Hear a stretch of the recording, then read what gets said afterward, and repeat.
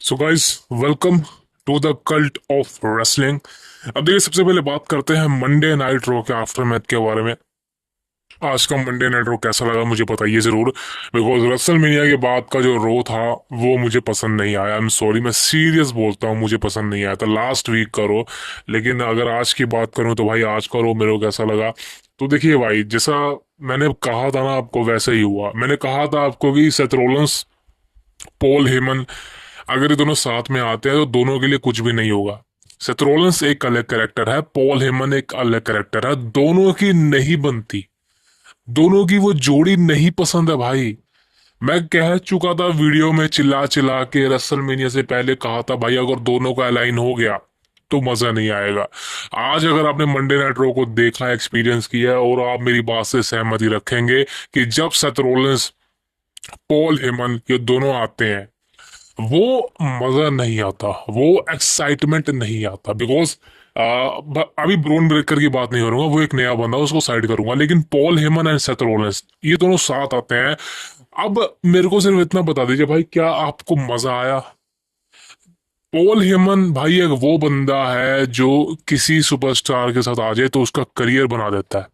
Brock Lesnar के साथ Paul Heyman की जोड़ी बवाल थी भाई, क्या मजा आता था। सीएम पंक के साथ जो मजा आता था बता नहीं सकता। इवन रोमन रिंग्स के साथ भी भाई इतना मजा आया ना, मैं आपको बता नहीं सकता, पॉल हेमन की जोड़ी। लेकिन अब सेथ रोलिंस के साथ वो मजा नहीं आ रहा। क्यों नहीं आ रहा है? बिकॉज जैसा मैंने कहा, Paul Heyman and Seth Rollins दोनों एक अलग कैरेक्टर है भाई।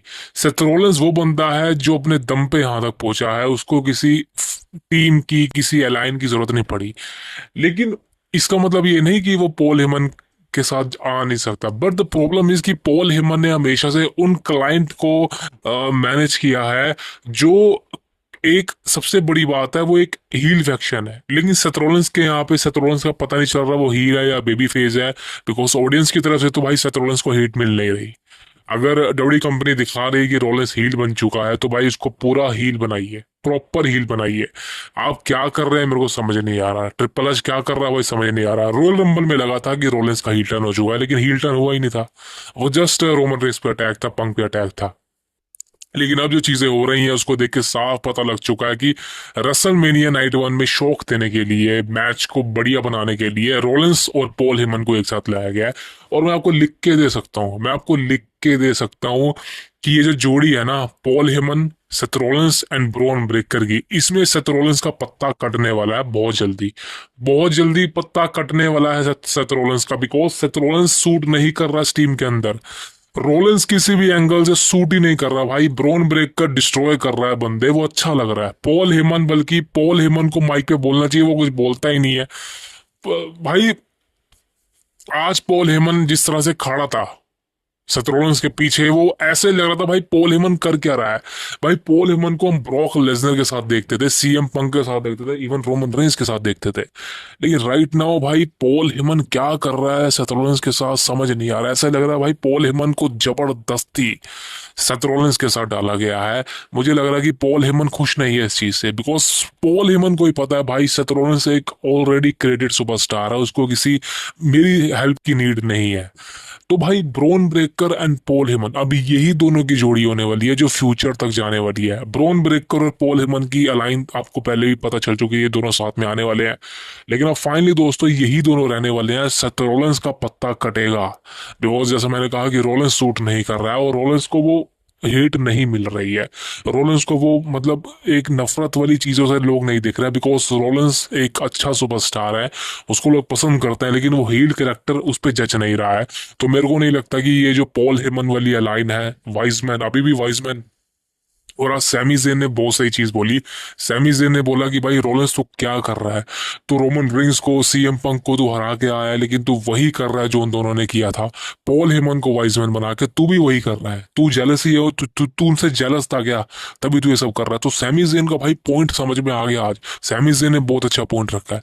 और मेन इवेंट के अंदर जो सैमी जेन के साथ हुआ है वो भाई, वो एक जस्ट पीएलई को खींचने वाली बात है। बिकॉज कोई अपोनेंट ही नहीं है। सीएम पंक सेतर और सीएम पंक रोमन रेंस, मेरे को नहीं लगता ये मैच बैकलैश में होगा, टीम अप वाला।